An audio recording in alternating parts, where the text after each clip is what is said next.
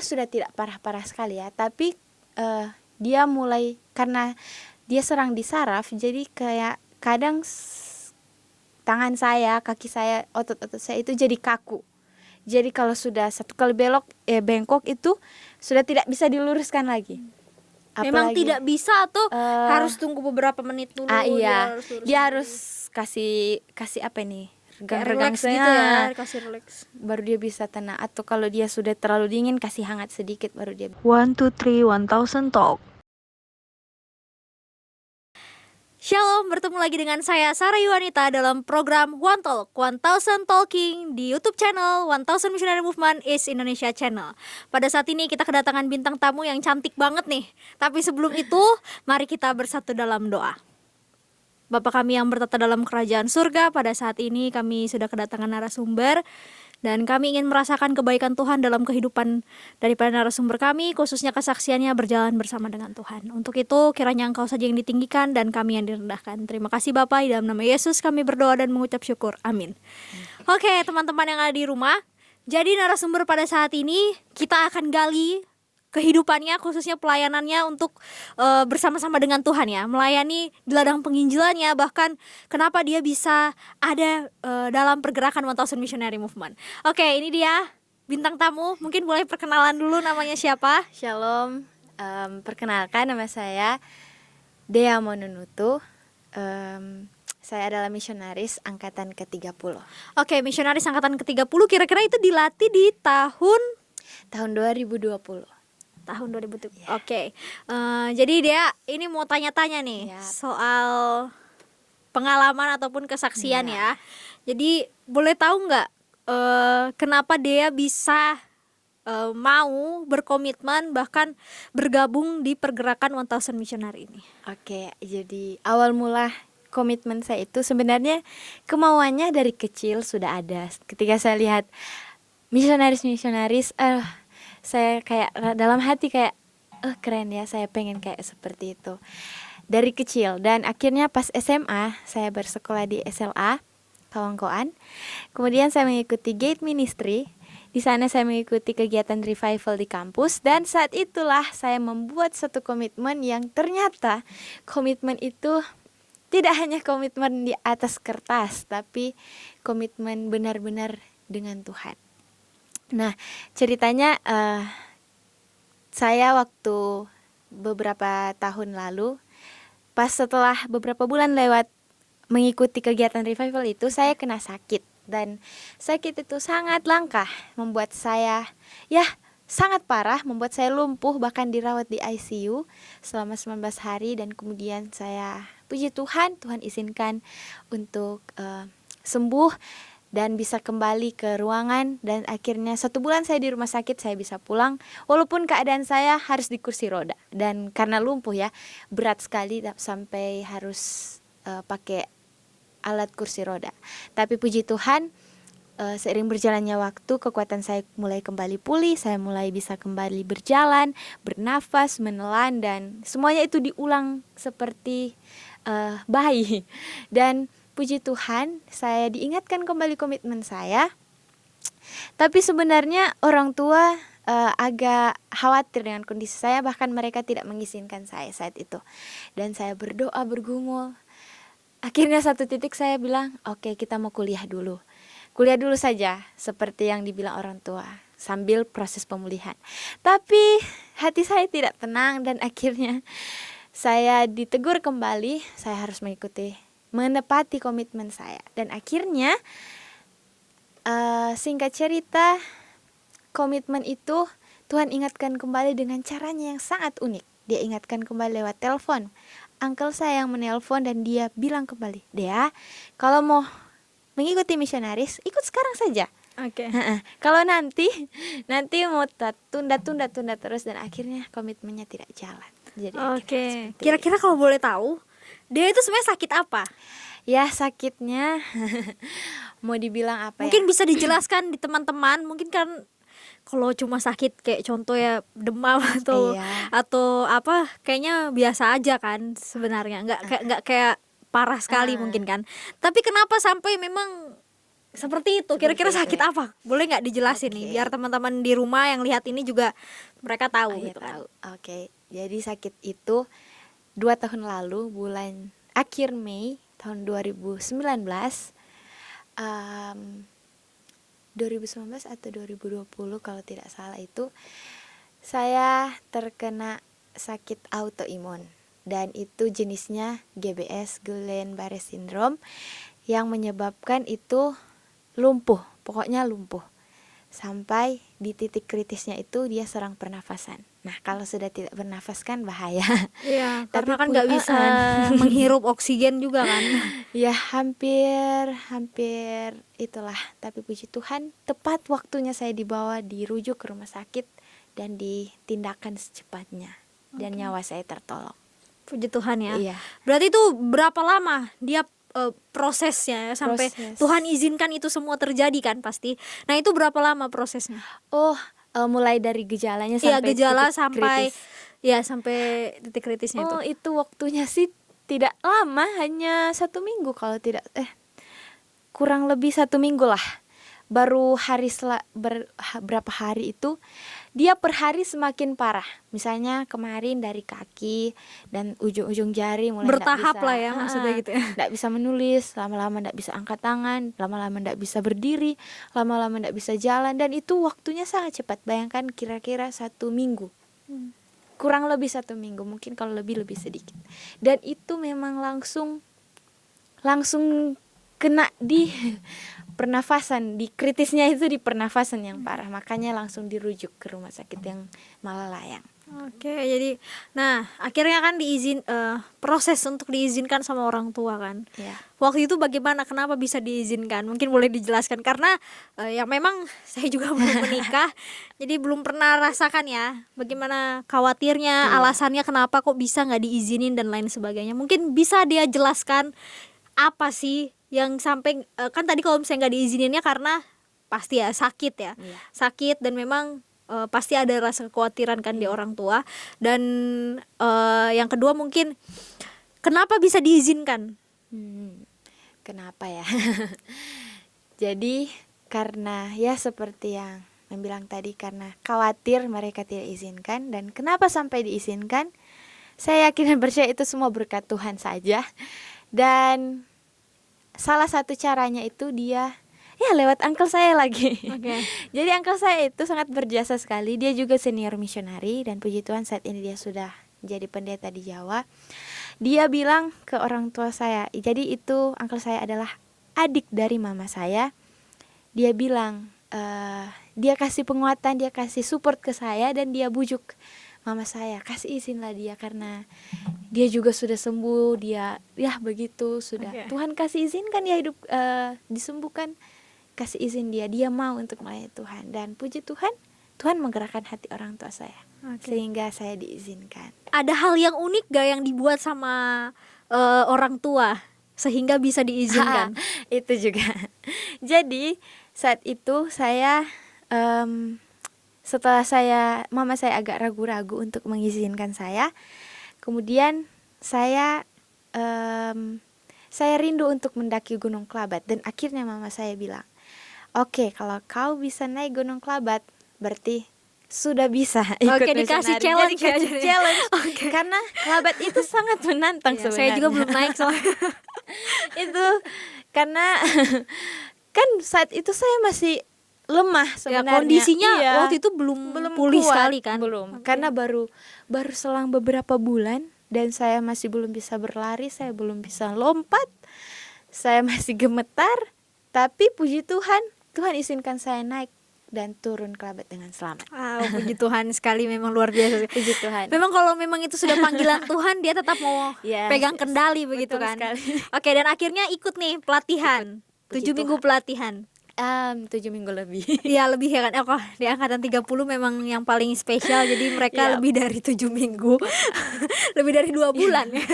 Oke. Nah, waktu di pelatihan sempet gak sih merasa kayak aduh, kok aku bisa kayak gini padahal sebelumnya nggak bisa. Iya. Contoh aja ya, lari. Mungkin nggak tahu ya dia mungkin suka olahraga atau tidak. Tapi kan setidaknya pernah kayak berpikir ih ini belum pernah saya lakukan sebelumnya, tapi di kampus ini saya bisa, bukan di kampus ini, maksudnya ketika ikut pelatihan Tuhan tolong begitu. Ada nggak momen apa kira-kira? Ya, kalau soal itu sejujurnya sangat banyak sebenarnya. Tapi sebelum saya ikut pelatihan, saya memang sudah berusaha sekuat tenaga melatih fisik dari rumah karena saya takut nanti di sana baru bikin sesuatu yang baru begitu kayak kaget kan. Jadi saya sudah latihan kecil-kecil saja dari rumah, mulai olahraga sedikit-sedikit semampu saya, dan puji Tuhan saat di kampus saya bisa lari, tapi bedanya kalau di rumah kan bisa istirahat. Kalau di sini nggak bisa. Nah, kalau pelatihan beda cerita ini. Dan akhirnya saya sempat loh kayak, Tuhan saya sudah tidak mampu lagi kayak begitu, kakinya semuanya kayak tangan sudah gemetar. Aduh, apalagi di saat makannya dibatasi itu dan kami harus olahraga, itu tangan saya memang bergetar hebat kayak gempa bumi karena tremor. Tapi puji Tuhan, yang kerennya gini loh, pernah suatu saat waktu orang olahraga, saya sekuat tenaga berlari dan saya sudah mau dekat di kampus. Tapi saat pelatih bilang, lihat teman-teman kalian di belakang, ada ternyata teman-teman saya yang saya tahu mereka kuat, jadi tapi mereka di belakang dan ada yang sudah kayak tidak mampu lagi. Dan kerennya Tuhan mampukan saya kembali ke belakang dan merangkul mereka. Rangkul teman saya, walaupun saya juga sudah lemah, tapi saya bantu mereka lari ke kampus. Jadi saya ada juga teman di samping, kami gotong dia. Pergi lari ke kampus, sampai kampus dan akhirnya kami menangis. Puji Tuhan ya, kayak padahal simple ya, simple, cuma olahraga ya. Tapi memang saya akui juga waktu saya dilatih juga ada momen dimana sebenarnya itu simple, lari kan. Dan ketika sudah dapat nih finish gitu, udah selesai, jangankan 3 atau 2 putaran, 1 putaran aja waktu pertama kali itu belum sampai keliling kampus ya, belum. Nah jadi waktu itu kalau di saya keliling kampus itu, dan itu sangat momennya yang luar biasa itu. Padahal itu mungkin menurut orang ya elah cuma olahraga ya, tapi cuma lari. Pada saat itu memang bergumul sama-sama. Dan ketika melihat teman-teman yang lemah dan lain sebagainya, itu malah jadi kekuatan kita kan buat lebih semangat. Jadi sebenarnya pasti dia juga capek kan. Bahkan ada riwayat sakit seperti itu ya kan. Terus tiba-tiba harus nolong orang lain, itu malah jadi kekuatan. Powernya langsung muncul begitu. Dan itu terjadi ya di Dea. Kayaknya bukan hanya di angkatan kita berdua aja ya, mungkin di angkatan sebelum-sebelumnya juga merasakan hal yang sama. Dan itu yang jadi momen yang selalu diingat. Kan sampai di kampus langsung buat lingkaran gitu kan, nangis. Karena memang ngerasa banget sih Tuhan tolong banget, padahal cuma lari sebenarnya. Dan nah akhirnya Tuhan mampukan di situ yang belum pernah sebelumnya dilakukan juga. Dan sekarang dan pada saat ikut pelatihan itu, Tuhan mampukan juga kan. Dan ketika pelatihan kan sudahnya 7 minggu pelatihan, dikirim di ladang penginjilan dong. Pernah nggak sih kambuh sakitnya? Apalagi kalau boleh tahu di mana dia ladang penginjilannya? Di Papua, terlebih khusus dia di dalam lagi di SP1 Desa Toire, Kecamatan Inggerus. Pedalaman ya? Ya, nggak ada listrik dan nggak ada signal. Apalagi dengan kondisi yang seperti itu ya. Jadi kalau tiba-tiba ada apa-apa kan bingung juga begitu kan. Nah, ketika dikirim di sana, mungkin bisa diceritakan sedikit mujizat apa yang Tuhan berikan ke Dea, lebih khususnya bukan hanya ke Dea, mungkin ke warga-warga di sana. Apa kira-kira mujizat yang Tuhan berikan pada saat itu? Ya, saya rasa sangat banyak ya, dari hal yang kecil sampai yang besar. Tapi yang saya sangat kagumi saat itu, waktu itu kan saya masih, ya mau bilang kuat juga tidak, apalagi orang-orang Papua kan kuat-kuat. Mau dibandingkan dengan saya ya sangat lebih di bawah mereka sekali. Saya sangat di bawah sekali. Tapi saat itu kami kan harus ke kebun, ke kali, cari-cari ya, ikut-ikut warga. Kami harus menyesuaikan diri dengan mereka sampai kalau kambuhnya sudah tidak parah-parah sekali ya, tapi dia mulai, karena dia serang di saraf, jadi kayak kadang tangan saya, kaki saya, otot-otot saya itu jadi kaku. Jadi kalau sudah satu kali bengkok itu sudah tidak bisa diluruskan lagi. Memang Apalagi, tidak bisa atau harus tunggu beberapa menit dulu iya, lurus dia lagi. harus kasih apa nih? Kayak Regang-regang relax gitu saya, ya, kasih relax. baru dia bisa tenang. Atau kalau dia sudah terlalu dingin, kasih hangat sedikit baru dia bisa balik. Sebenarnya itu semua orang mungkin rasa ya pernah seperti itu, tapi saya kalau cepat sekali dia seperti itu. Kalau cuma tersalah sedikit langsung kaku, atau bukan hanya di tangan, di jari, pernah juga di leher atau pokoknya yang berbau otot begitu. Dan sampai kan karena tangan saya masih tremor, apalagi kalau puasa seperti itu, kentara sekali tremornya. Dan pernah ada orang di sana bilang kalau kenapa partnernya kuat tapi saya Lemah, begini ya gitu. Tapi ternyata mereka belum tahu. Jadi Iya. akhirnya partner saya dia jelaskan, oh mama dia begini. Oh minta enggak. Akhirnya mereka semua tahu dan malah mereka prihatin sama saya. Mereka kayak jadi sayang sekali karena saya lemah begitu. Jadi mereka bilang, aduh nih Nona Manado satu. Kalau mama bilang di sana, kasihan sekali dong semua. Jadi penguatan sekali kalau bertemu dengan orang di sana. Dan ternyata lewat itu saya dikuatkan sekali. Kekuatan yang saya dapat di sana itu semua hanya berkat Tuhan, dan itu salah satu mujizat yang luar biasa yang saya dapat di sana. Saya bukan tambah sakit, tapi saya malah tambah kuat. Puji Tuhan. Sebenarnya kalau menggunakan kekuatan sendiri nggak akan bisa sebenarnya Iya, gitu kan. Tapi nggak kalau bisa. percaya bahwa Tuhan yang mau pelihara, Tuhan yang mau tolong, intinya anggaplah diri, aduh aku nggak bisa begitu. Tapi Tuhan pasti akan bantu, Amin. gitu Iya. kan. Buktinya mungkin kalau di ladang penginjilan pergi ke kebun-kebun kan. Iya, pasti. Terus apalagi tadi dia bilang Ke kali. tremor ya. Tremor. Bagaimana caranya ketika harus pegang kita? Saya nggak tahu ya. Heeh. Dia waktu itu membantu di kebunnya seperti apa? Bisa ceritain sedikit nggak? Karena mungkin teman-teman di rumah juga penasaran. Kan dari tadi dibilang tremor nih tangannya. Iya. Kalau tremor otomatis pegang sesuatu hal itu sulit kan? Iya. Nah kira-kira bagaimana itu? Ya, Tapi kenapa bisa? Maksudnya kenapa bisa juga ikut dengan mereka, contoh bantu-bantu warga dan lain sebagainya? saya juga tidak tahu kenapa, tapi yang saya ingat sekali, saya di sana sangat semangat. Oke. Apalagi kalau lihat anak-anak kecil, mereka sangat semangat, saya juga ketularan semangat. Jadi kayak anak-anak ini sangat luar biasa sekali. Dan saya kalau ada orang yang sudah tahu saya sakit, mereka akan mengerti, oh mana sini kak, saya bawa saja begitu. Jadi mereka pengertian. Kalaupun ada yang belum tahu, nanti kalau kita rasa sudah kuat, oh mintol pegang akan gitu.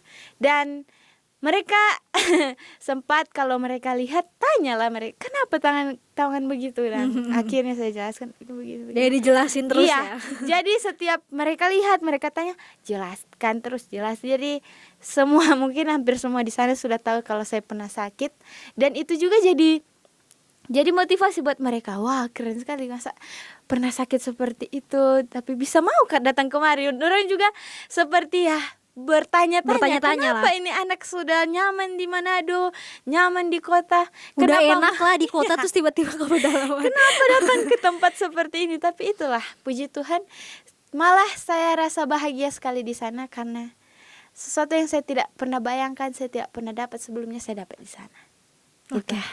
Luar biasa sekali nih kesaksian dari Dea ya. Puji Tuhan. Nah, sekarang setelah sudah pulang, kangen gak sih sama orang-orang di sana? Oh, Mungkin kangen siapa tahu nanti bisa di-share nih video ini kan. Oke. Ada mau salam-salam gak kira-kira? Oke, untuk teman-teman yang ada di Toire, di Waropen, semuanya, kalau sudah lihat video ini, saya cuma mau sampaikan, pokoknya kangen sekali, pengen sekali ke sana, tapi mudah-mudahan ya ada waktu sampai kita ketemu lagi, dan tetap semangat walaupun sudah tidak ada kakak Tong 2 di sana dan partner. Tapi kami selalu mendoakan kalian di sana tetap sehat-sehat, kuat-kuat, dan jangan lupakan kami ya. Oke. Sampai ketemu di lain waktu, di waktu yang Tuhan sudah sediakan. Amin. Oke, buat seluruh warga di sana juga ya. Oke. Nah, Dea, Iya. akhirnya kan setelah sudah pulang nih, Iya. ditamatkan. Kadang bukan ditamatkan ya, pada saat revival nih, pulang di kampus kan Iya. ada revival dari present kan biasanya. Ada nggak sih kepikiran, aduh sudah mau pulang?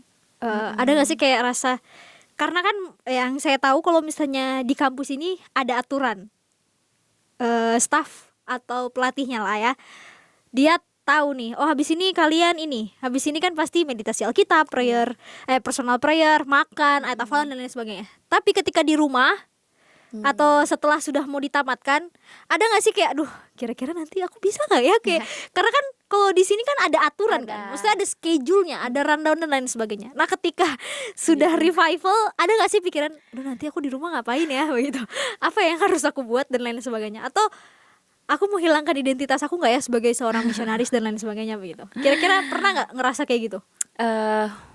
Waktu sebelum pulang sih, ya paling sangat sering terpikirkan bagaimana ya nanti di rumah.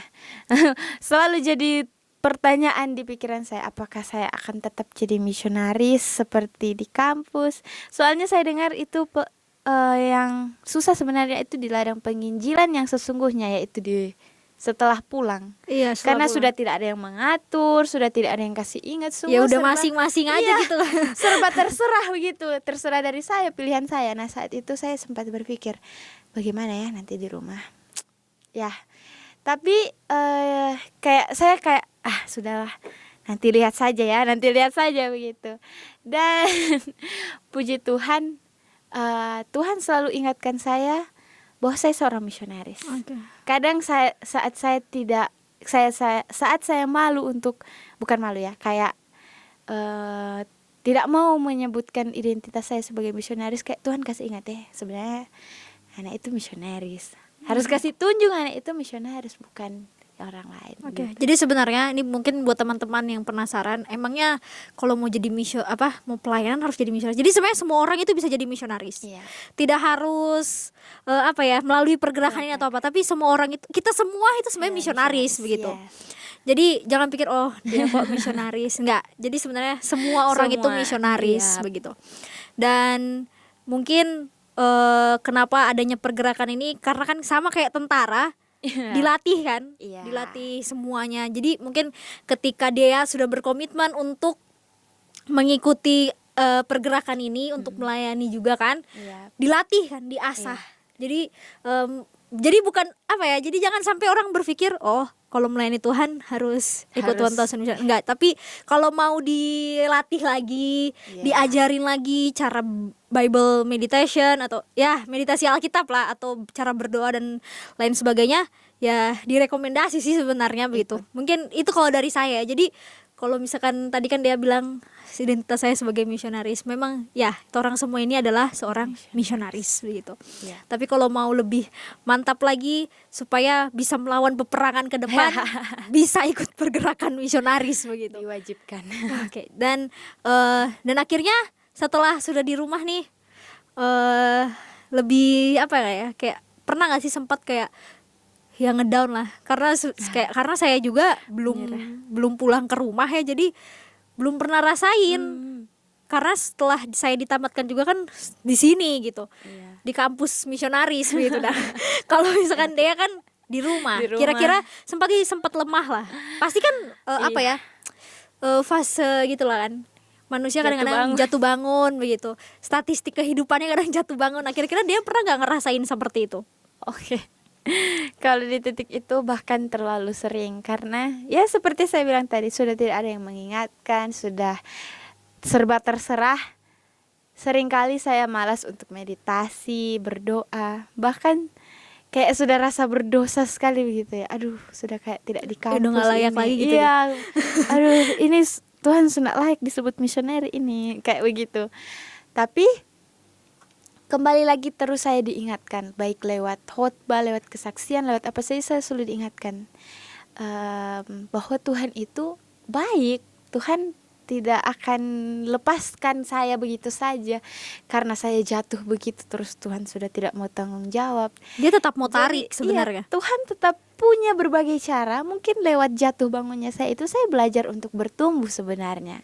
Dan itulah yang saya rasakan. Tapi sampai saat ini puji Tuhan, Tuhan selalu Tuhan selalu pakai saya untuk pekerjaannya. Amin. Lewat pelayanan, lewat kesaksian seperti ini.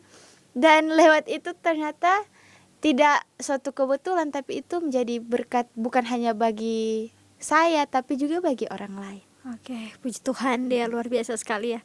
Ya. Dea kalau boleh tahu umurnya berapa sih? Masih muda. Ya berapa umurnya? Baru Mei yang bulan lalu baru genap 20 tahun. Oh 20 tahun ya. Berarti waktu ikut misionaris sekitar Umur 18 tahun. 18. Masih muda sekali ya. Baru tamat Oke. SMA. Oke. Jadi nggak sia-sia lah ya Iya, masa puji mudanya. Tuhan.